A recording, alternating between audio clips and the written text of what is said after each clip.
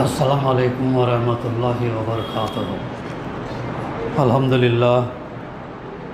الحمدللہ رب العالمین والصلاة والسلام علی رسول الامین، اما بعد، اعوذ باللہ من الشیطان الرجیم، بسم اللہ الرحمن الرحیم۔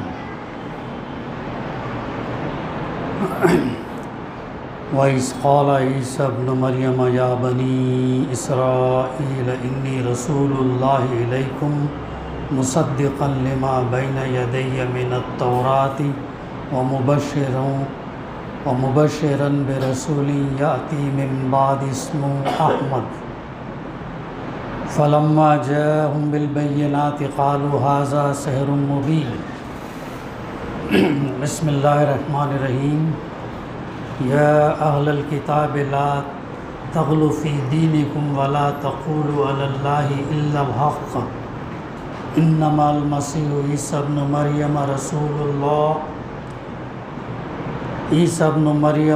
رسول اللہ وکلمتہ القاها الی مریم وروح منہ فآمنوا باللہ ورسولہ ولا تقولوا ثلاثہ انتہوا خیرا لکم انما اللہ الہ واحد سبحانہ ان یکون لہ ولد لہ ما فی السماوات وما فی الارض وکفی باللہ وکیلا۔ صدق اللہ العلی العظیم۔ رب اشرح لی صدری ویسر لی امری واحلل عقدۃ من لسانی یفقہوا قولی، رب زدنی علما۔ محترم بزرگوں، نوجوانوں، دوستوں، ابھی میں نے آپ کے سامنے قرآن مجید کی 2 آیتیں تلاوت کی، سورہ صف کی آیت نمبر 6 اور سورہ النساء کی آیت نمبر 171۔ ابراہیم علیہ السلام ہمارے پیشوا ہیں۔ ابراہیم علیہ السلام سے دنیا کے 3 بڑے مذاہب نکلتے ہیں، جوڈائزم، یہودیت، پھر نصرانیت، پھر اس کے بعد دین اسلام۔ ابراہیم علیہ السلام کی تعلیمات تو توحید پر تھی، دین اسلام کے لیے آپ نے تعلیم دی، لیکن بعد میں ہم دیکھتے ہیں کہ خصوصاً بنی اسرائیل میں یعقوب علیہ السلام کا لقب اسرائیل تھا، ان سے جو نسل نکلی انہیں بنی اسرائیل کہا، اور اس بنی اسرائیل کے اندر اللہ سبحانہ وتعالیٰ نے کئی انبیاء بھیجے، جلیل القدر انبیاء بھی اللہ تعالیٰ نے بنی اسرائیل کے اندر بھیجے۔ اللہ سبحانہ وتعالیٰ نے ان کو بڑی لمبی مہلت دی دنیا میں امامت کرنے کے لیے، لیکن انہوں نے جب آخر میں جب اس ذمہ داری کا بوجھ نہیں سنبھالا بلکہ اس سے انحراف ہوئے، توحید، رسالت اور آخرت کی تعلیمات کے اندر ملاوٹ کی، غلو کیا اور بہت ساری چیزوں کو نکالا ان صحیح تعلیمات میں سے، اور بہت ساری چیزوں کو انہوں نے اس کے اندر ڈالا۔ دونوں کام بنی اسرائیل نے کیا۔ تب اللہ تعالیٰ نے جب ان کو تقریباً 4000 سال کی مہلت یا اس سے تھوڑا کم ان کو اللہ تعالیٰ نے عطا کی، جب وہ ذمہ داری پوری نہیں کرنے لگے تو اللہ تعالیٰ نے ان سے اس امامت کا منصب چھین لیا، اور چھین کر پھر امت محمدیہ کو وہ منصب دیا اور بتایا کنتم خیر امت اخرجت للناس تأمرون بالمعروف وتنہون عن المنکر تؤمنون باللہ۔ تم وہ بہترین گروہ ہو، یعنی امت مسلمہ سے خطاب کر کے بتایا کہ تم وہ بہترین گروہ ہو جسے اب نکالا گیا ہے۔ تمہارا کام یہ ہے تم معروف کا حکم دو گے، بھلائیوں کا حکم دو گے، صرف بولو گے، نصیحت کرو گے، تذکیر کرو گے نہیں، بلکہ تم اس لیول تک پہنچو گے جہاں پر تم حکم آرڈر کرو گے بھلائیوں کا حکم دیں گے اور برائیوں کو مٹائیں گے اگر تم اللہ پر ایمان لاتے ہو۔ متعدد بار اس کا تذکرہ یہ ہوا۔ تو عزیز ساتھیوں، اب ہم پر بڑی ذمہ داری ہے کہ ہم جو ہے اب جو منصب، جو ذمہ داری ہم کو دی گئی ہے، اس کی ہمیں جو ہے ذمہ داری پورا کرنا ہے۔ فرداً تو یہ کام نہیں ہو پائے گا، ظاہر ہے اس کے لیے اجتماعیت کی ضرورت ہے۔ اس اجتماعیت کے ذریعے سے پھر یہ کام کو ہمیں انجام دینا ہے۔ اگر ہماری کوشش بھی اگر رہی تو ہو سکتا ہے کہ اللہ سبحانہ و تعالیٰ ہماری کوشش کی بنیاد پر اللہ تعالیٰ قیامت کے دن ہم سے ہلکا حساب لے۔ اگر ہماری کوشش بھی نہیں رہی اور ہم نے اپنے آپ کو صرف اسی میں محدود کر لیا کہ بس فرائض کی ادائیگی اور اپنی زندگی اور ایسے ہی ہم گزار دیں گے، اور بجائے اس کام کو انجام دینے کے فرائض کی ادائیگی اور کھانے پینے میں، دنیا حاصل کرنے میں یہ کریں گے، تو پھر ہم سے سوال ہوگا۔ تو عزیز دوستوں، بزرگوں، نوجوانوں، میں اور ہم تمام جو ہے بارہا اپنا احتساب اور جائزہ ہمیں لیتے رہنا چاہیے کہ ہم کس مقام پر ہیں، کیا ہم وہ ذمہ داری ادا کر رہے ہیں۔ تو یہ میں اور آپ جو اس کا جائزہ لینا چاہیے۔ ابھی میں نے ان آیات کا انتخاب کیا۔ قرآن مجید میں اللہ سبحانہ و تعالیٰ عیسیٰ علیہ السلام کے متعلق کئی آیات کے اندر تذکرہ کیا ہے۔ کئی آیات کے اندر عیسیٰ علیہ السلام کے بارے میں اللہ تعالیٰ نے تذکرہ کیا۔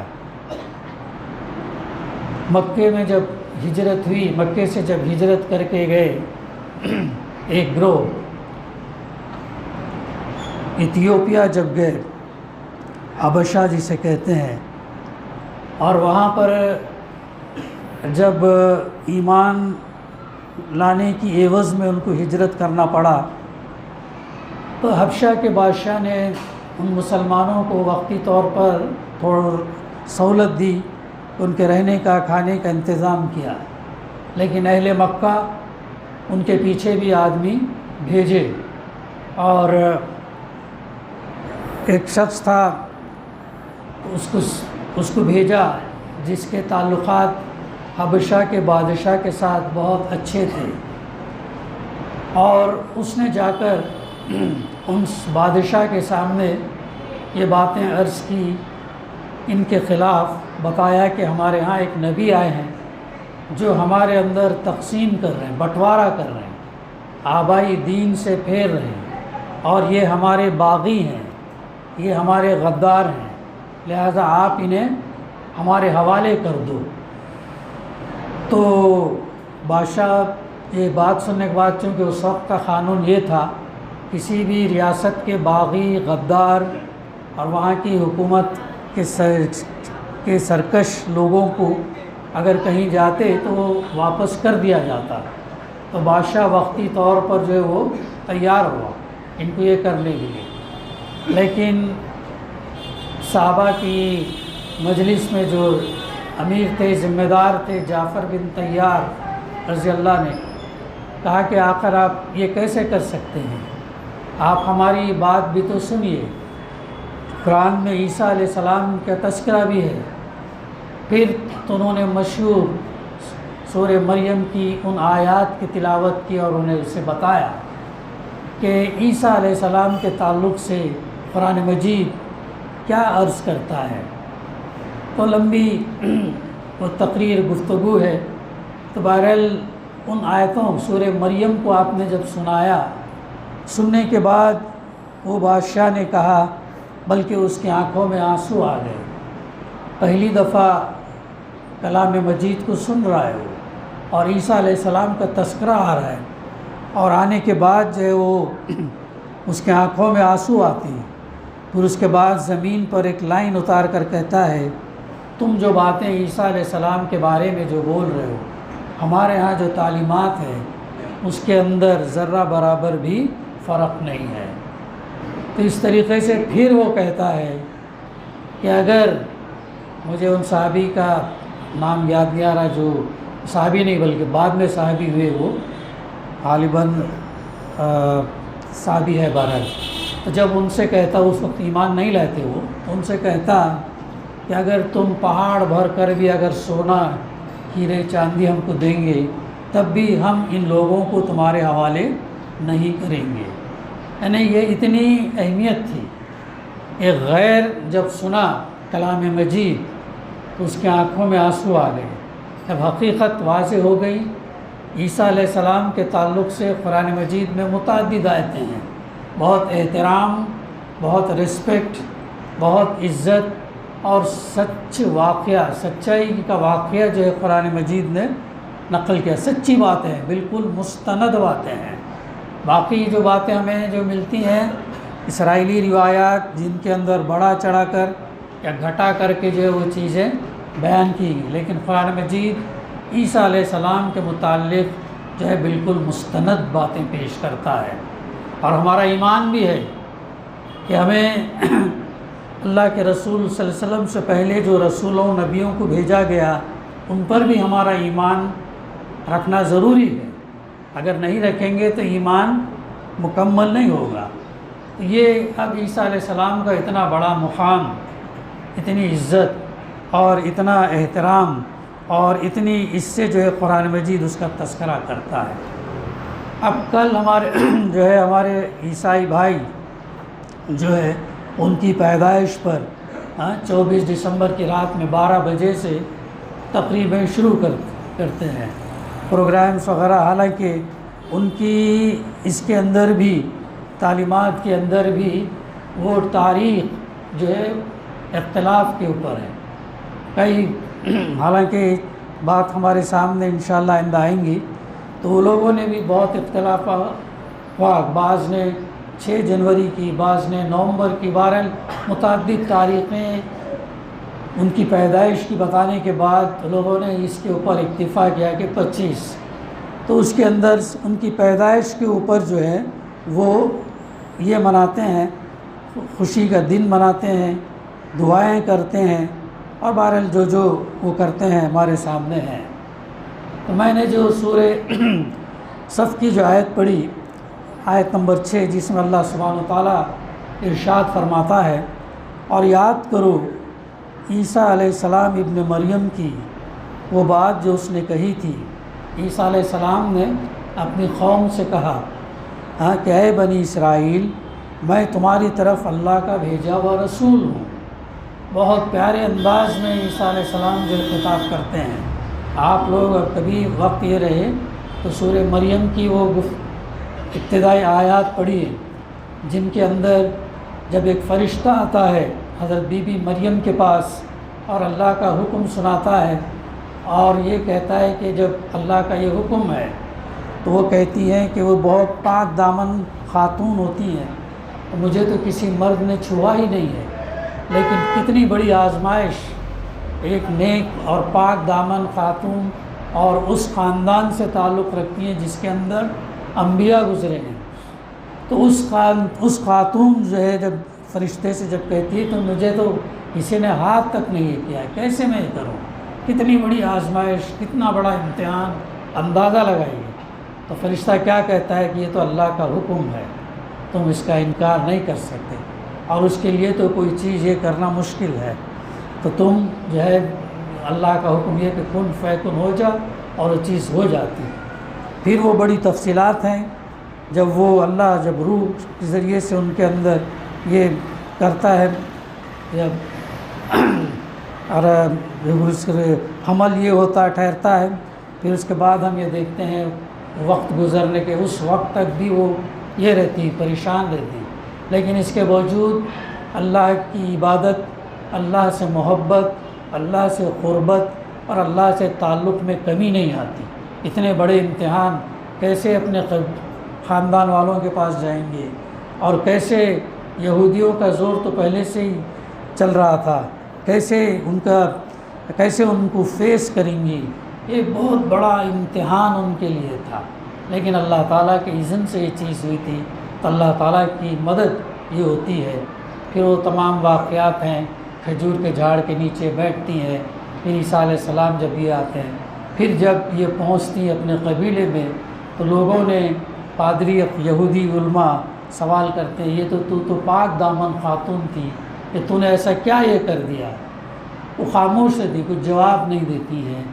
وہ پھر اشارہ کرتی ہیں عیسیٰ علیہ السلام، تو اللہ تعالیٰ نے عیسیٰ علیہ السلام کو گہوارے کے اندر ہی وہ گویائی عطا کی۔ جب وہ کہتے ہیں کہ میں اللہ کا بندہ ہوں، تو پھر وہ ان کے سوالات کے جواب دیتے ہیں۔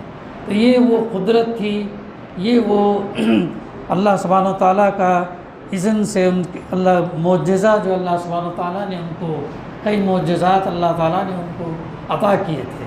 تو بچپن سے گہوارے سے ہی جو ہے وہ بولنا شروع کرتے ہیں۔ اور ہم اگر ان کی سیرت کا مطالعہ قرآن مجید کی روشنی میں اگر ہمیں دیکھیں تو بہت ساری چیزیں حیرت انگیز ہیں۔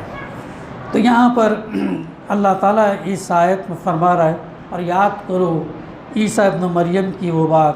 ہاں، یہاں پر بنی اسرائیل کا تذکرہ ہے کہ یہ بہت سارے نافرمانیاں کرتے رہے، تو یہ ایک نافرمانیاں کر کے آخری دور میں جو ہے، آخری دور جب ان کا بنی اسرائیل کا اختتام پر ہو رہا تھا، ہاں، جس کے بعد ہمیشہ کے لیے ان کے اوپر جو اللہ سبحانہ و تعالیٰ کی پھٹکار پڑی ہوئی ہے، اور آج بھی جو ہے جو اسی پر قائم ہے یہود ہے، ان کے اوپر بھی اللہ سبحانہ و تعالیٰ کی پھٹکار پڑی ہوئی ہے۔ مدعا یہ ہے اس سے مسلمانوں کو اللہ کے رسول صلی اللہ علیہ وسلم کے ساتھ بنی اسرائیل کا طرز عمل اختیار کرنے کے نتائج سے خبردار کیا جائے۔ ہمارے لیے اس کے اندر یہ سبق ہے، اگر ہمارا بھی یہ رویہ ان بنی اسرائیل کے جیسا اگر رہا، نافرمانیوں کا، سرکشی کا، بغاوت کا، انکار کا، زبان سے تو ہم ایمان لانے کا دعویٰ کریں لیکن عمل سے اس کا اظہار نہ ہو، تو قول اور عمل میں تضاد بھی ایک بہت بڑا جرم ہے۔ تو اللہ تعالیٰ پھر کیا کرے گا؟ یہ خوف پھر اٹھا کر ہم کو بدل کر کسی اور کو لے آئے گا، پھر وہ جب وہ کام کریں گے تو پھر اللہ تعالیٰ ان کے ذریعے سے جو ہے دین اسلام کا فروغ کرے گا۔ تو اس طریقے سے وہ اللہ کے رسول صلی اللہ علیہ وسلم کی حدیث کو بھی ہمیں یاد رکھنا چاہیے کہ ایک ایسا وقت آئے گا تو میری امت کے اندر لوگ جو ہے بنی اسرائیل کو کاپی کریں گے۔ اگر وہ کسی چوہے کے، کسی اگر غار میں جائیں گے کسی اس میں، تو وہ بھی، یا کسی جوتے کی مانند اگر جو غیر ہمارا نقشہ ہوتا ہے، اب وہ اس چیز کو بھی کاپی کریں گے۔ تو محترم بزرگوں، دوستوں، نوجوانوں، اب ہم قرآن مجید کا جب ہم مطالعہ کریں گے، قرآن مجید کو سمجھ کر جب ہم یہ پڑھیں گے، اس کے اوپر تھوڑا سا وقت اگر ہم نکالیں گے تو یہ چیزیں ہمارے سامنے آئیں گے۔ پھر ہمارے اندر پھر ایمان، پھر شعوری ایمان، پھر شعوری طور پر اسلام میں جب ہم داخل کریں گے تو پھر ہمارے اس سے جو ہے بہت اچھے کام یہ ہوں گے۔ تو یاد کرو عیسیٰ ابن مریم کی وہ بات جو اس نے کہی تھی، اے بنی اسرائیل، میں تمہاری طرف اللہ کا بھیجا ہوا رسول ہوں۔ عیسیٰ علیہ السلام سے پہلے بھی جتنے انبیاء دنیا کے اندر آئے، 1,40,000 یا 1,25,000، یا قرآن مجید مستند 26 انبیاء کا تذکرہ کرتا، ان کی سیرت بیان کرتا، ان کے واقعات بیان کرتا، ہمیں وہ سمجھنا ضروری ہے۔ انبیاء اللہ کے میسنجر، نبی، پیغمبر، رسول ہونے کے باوجود ان کو آزمایا گیا، بہت آزمایا گیا۔ اللہ کے رسول صلی اللہ علیہ وسلم کہتے ہیں کہ سب سے زیادہ مجھے آزمایا گیا، سب سے زیادہ مجھے آزمایا گیا۔ ابراہیم علیہ السلام، ان کو بھی سب سے زیادہ آزمایا گیا۔ اور اللہ تعالیٰ آزمائش کیوں ڈالتا؟ یہ آزمائش اور امتحان اللہ تعالیٰ اس لیے ڈالتا ہے تاکہ ان کے درجات کو بلند کریں۔ اسی لیے اللہ تعالیٰ نے ابراہیم علیہ السلام کو خلیل اللہ کا لقب دیا، اور ان کو ان 3 بڑے مذہب کا پیشوا بنایا۔ اور یہ تینوں مذہب، حالانکہ یہودی، جوڈائزم اور یہ کرسچینٹی، نصرانی، اور ہم اسلام کے ماننے والے ابراہیم علیہ السلام کو اپنا بڑا پیشوا مانتے ہیں، لیکن ان کی تعلیمات تو وہی تھی، توحید، رسالت، آخرت، لیکن بعد کے لوگوں نے ان کے اندر جو ہے تلیم کی۔ تو عیسیٰ علیہ السلام نے بھی وہی بات کی جو آدم علیہ السلام اور اس کے بعد سے جو رسول پیغمبر آئے، انہوں نے یہی 3 بات کی۔ ایک اللہ کی بندگی کرو، ایک اللہ، اس کے ساتھ کسی اور کو شریک نہ ٹھہراؤ، اور میں اللہ کا بھیجا ہوا پیغمبر ہوں، میسنجر ہوں، میرے میں اور تمہارے میں کوئی فرق نہیں، فرق صرف یہ ہے کہ مجھ پر وحی اترتی ہے اور مجھ پر اس وحی کو جو کا تم تک پہنچانا میری بڑی ذمہ داری ہے۔ اگر اس کے اندر ذرا برابر بھی ملاوٹ ہوئی تو پھر اس کی پکڑ بڑی سخت ہوگی، بہت سخت ہوگی۔ اللہ کے رسول صلی اللہ علیہ وسلم نے بار بار یہ کہا۔ پھر انبیاء نے انہوں نے یہ بھی کہا کہ اس کا اجر ہمیں تم سے نہیں چاہیے۔ آج ہم دیکھتے ہیں آج کے دور میں دنیا میں ہم کتنا خود غرض ہوئے ہیں، ہم بغیر کسی معاوضے کے، بغیر کسی اجر کے کسی کے ساتھ ہمدردی، کسی کے کام میں نہیں آتے ہیں۔ لیکن انبیاء اتنے شفیق اور اتنے رحم دل اور اتنے خیر خواہ، اتنے یہ اگر ہم سورہ مائدہ کی آیت نمبر 110، 116 اور 117 کا مطالعہ اگر ہم کریں، وہاں پر عیسیٰ علیہ السلام اور اللہ تعالیٰ کا ایک مکالمہ ہے، ڈائلاگ ہے، 1 to 1 ڈائلاگ ہے۔ اللہ تعالیٰ، میں انشاءاللہ آئندہ اس کو یہ لوں گا، اللہ تعالیٰ ان سے سوال کرے گا، کیا تم نے ایسی بات کہی تھی کہ تم اللہ کے بیٹے ہو؟ بہت زبردست یہ ہے، آپ لوگ انفرادی طور پر، ابھی میں اس کو چھیڑوں گا نہیں، آپ انشاءاللہ بعد میں اس کا مطالعہ کیجئے کہ بہت زبردست وہ آیتیں ہیں۔ اللہ کے رسول صلی اللہ علیہ وسلم ایک دفعہ عبداللہ بن مسعود رضی اللہ جب یہ تلاوت کی ان آیتوں کو، تو آپ نے سنتے سنتے فجر یہ کر ڈالی اور آنسو جاری ہوتے گئے، کیسا اتنی بڑی اہمیت کے حامل ہے وہ۔ تو وہی بات ہر انبیاء نے کہا، مجھے تم سے کوئی اجر نہیں چاہیے، میرا اجر تو اللہ کے ہاں ہے، بے غرض، کوئی خود غرضی نہیں، کوئی دنیا کا فائدہ نہ کوئی یہ۔ اللہ کے اس عذاب سے بچانے کے لیے انبیاء اپنی قوموں کے اوپر محنت کرتے تھے، ان کو آگ سے، چونکہ وہ اس شدت کو جانتے تھے، اس شدت کو جانتے تھے، اسی لیے ان کا یقین بالکل کامل ہوا کرتا تھا۔ معراج میں اللہ کے رسول صلی اللہ علیہ وسلم جیسے بتایا گیا، جنت بتائی گئی، دوزخ بتائی گئی، دوزخ کے اندر کیسے کیسے لوگ یہ ہو رہے تھے، تو وہ جانتے ہیں اس چیز کو، تو اسی لیے وہ پوری کوشش کرتے ہیں کہ میری امت کے اندر، میری قوم کے جو ہے کم سے کم لوگ جو ہے ہو جائے، اسی لیے انتہا درجے تک کی محنت کرتے ہیں، انتہا درجے تک کی، اور ان کا مقصد ہی وہ ہوتا ہے۔ ہمارے جیسا دنیا کمانا، جائیداد بنانا، مال کمانا، مال کے پیچھے ہی اپنے یہ کر دینا، یہ نہیں ہوتا ان کا مقصد۔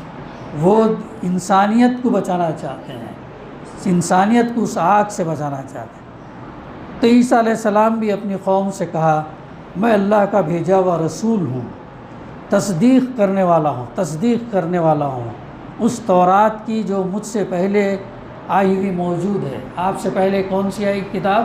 موسیٰ علیہ السلام گزرے، موسیٰ علیہ السلام پر اللہ تعالیٰ نے کون سی کتاب اتاری؟ تورات اتاری۔ تورات کے اندر بھی اللہ تعالیٰ نے وہی توحید، رسالت، آخرت کی باتیں کی، لیکن بات کہ لوگوں نے کیا کر دیا، اس کو بدل ڈالا، تبدیل کر دیا۔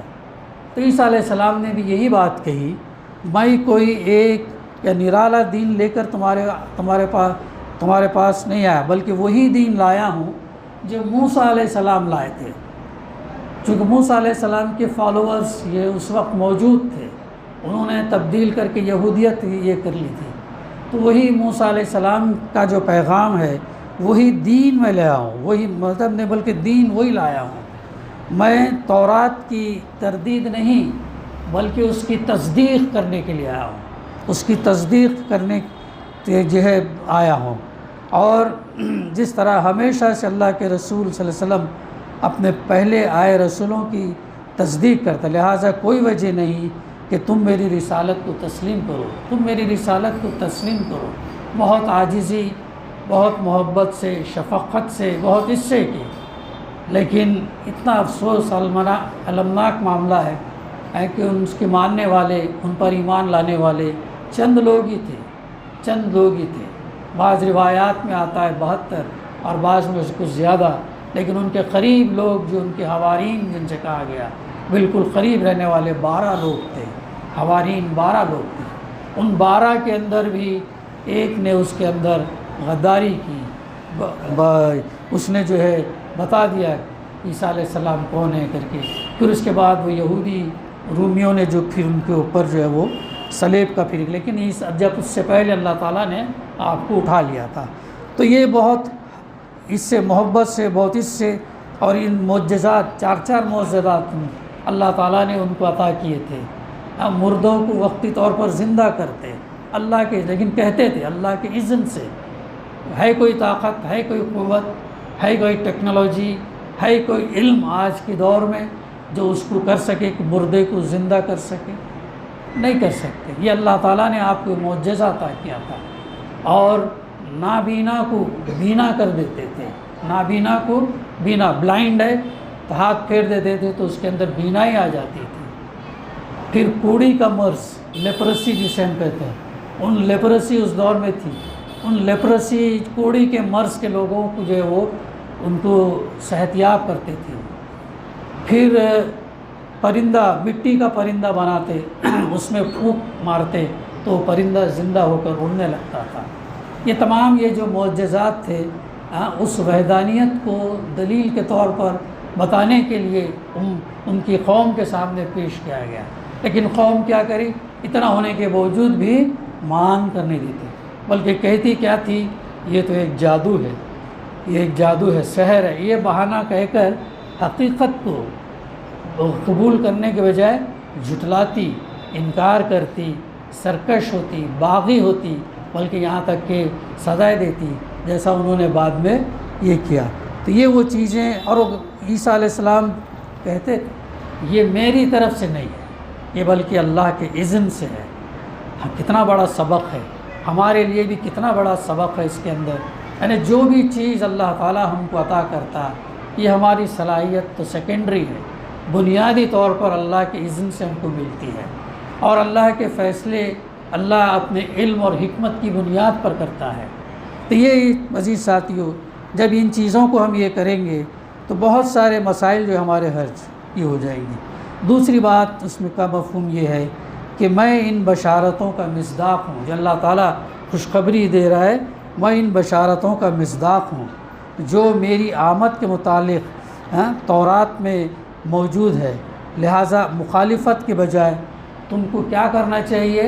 میرا خیر مقدم کرنا چاہیے، ہے نا۔ اللہ کے رسول صلی اللہ علیہ وسلم، اب یہودی کس بات پر فخر کرتے تھے مدینہ میں کہ ہمارا ایک نبی آنے والا ہے، جب آئے گا تو ہم تم کو بتائیں گے۔ لیکن جب اللہ کے رسول صلی اللہ علیہ وسلم آ گئے تو بجائے ان کو ماننے کے، یہودیوں نے کیا کیا؟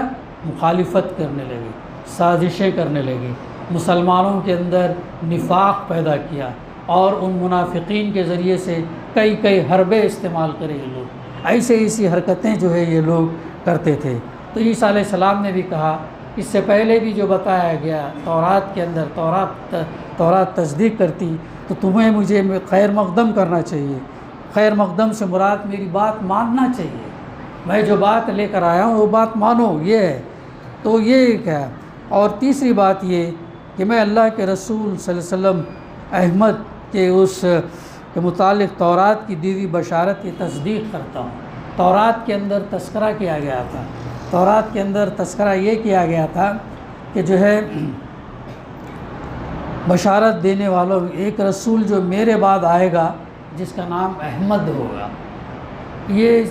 یہ پیشن گوئی صرف اس میں نہیں بلکہ پچھلی کتابوں کے اندر بھی ملتی ہے، یہاں تک کہ ویداس کے اندر، رگ ویداس کے اندر، اب وہ بڑی تفصیلات ہیں، بہرحال مجھے بھی اس کے بارے میں اتنا یہ نہیں ہے، لیکن یہ چیز ہے کہ ڈاکٹر ذاکر نائک خصوصاً اس کا تذکرہ کرتے ہیں۔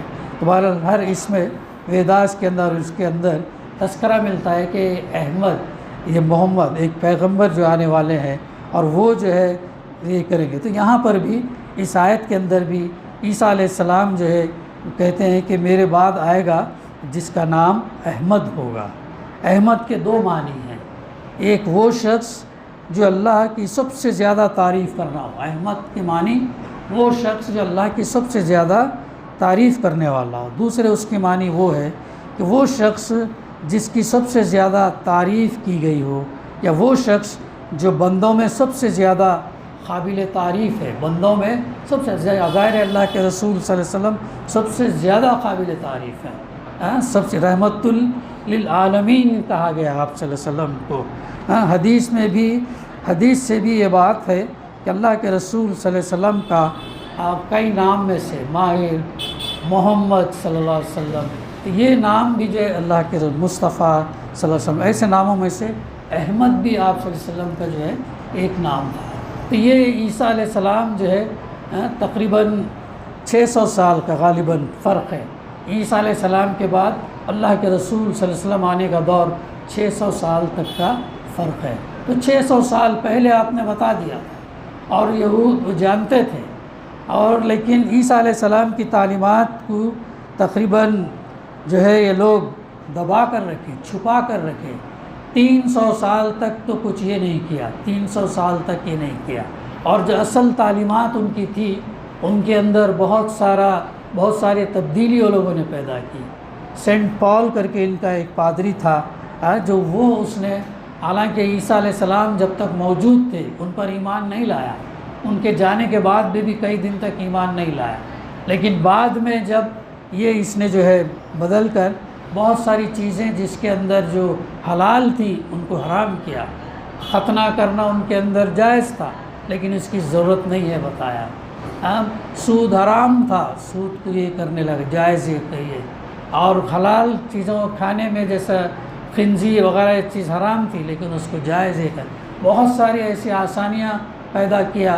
اور پھر دوسرا ان کے اندر یہ چیز آئی کنفیشن، آپ جو ہے کچھ گناہ ہو گیا، انشاءاللہ وہ آیت میں نے سورہ نساء کی یہ کیا جس کے اندر تثلیث کا تصور ہے، تثلیث، ٹرینٹی، کانسیپٹ آف ٹرینٹی، ایک اللہ کو تو مانتے ہیں لیکن ایک اللہ کے ساتھ جو ہے وہ 3 چیزوں کو جوڑتے ہیں، اس کے اندر ایک روح ہے اور ایک دوسرا یہ فادر ہے، والد ہے، ایک دوسرا سن کی شکل میں عیسیٰ علیہ السلام ہے، اور فادر کی شکل میں جو اکثر وہ معبود کو لیتے ہیں، اللہ کو لیتے ہیں۔ تو ایک کانسیپٹ آف ٹرینٹی آ گیا۔ اب ان سے جب یہ کہتے ہیں، گفتگو کرتے ہیں، تو مثال اس کی دیتے ہیں انڈا، جیسے انڈا ایک ہے لیکن انڈے کے اندر سفیدی ہے، زردی ہے، اس کا چھلکا ہے، یہ 3 چیز ہے۔ ہم انڈا کو ایک مانتے ہیں لیکن اس کے اندر یہ 3 چیز ہے، تو ان 3 چیزوں کو یہ کہتے ہیں کہ یہ ہے ہولی گوسٹ، فادر، سن۔ اس طریقے سے وہ اپنے آپ کو یہ کر، اس کے اوپر ان کے ہاں کافی بحثیں ہوئی، کافی ریسرچ ہوا، کافی وہ لوگوں نے جو ہے کتابیں کافی، اور اس کی بنیاد پر کئی بٹوارے ہوئے ان کے اندر، ان کی قوم کے اندر جو بہت سارے فرقے پیدا ہو گئے اس بنیاد کے اوپر، لیکن ابھی تک اس کو یہ کر نہیں سکے ہیں۔ تو اس طریقے سے جو ہے ہم یہ دیکھتے ہیں کہ جب عیسیٰ علیہ السلام نے ان سے کہا کہ احمد ہوگا، مگر جب وہ ان کے پاس کھلی نشانیاں لے کر آیا تو انہوں نے کیا کہا، یہ جادو ہے۔ تو یہ وہ رویہ تھا۔ مفسرین نے کہا کہ یہ ہو سکتا عیسیٰ علیہ السلام کے معجزات کو بھی یا اللہ کے رسول صلی اللہ علیہ وسلم کو بھی وہ اہل مکہ جادوگر کہتے تھے، اور اس بات سے جو ہے وہ انکار کرتے تھے۔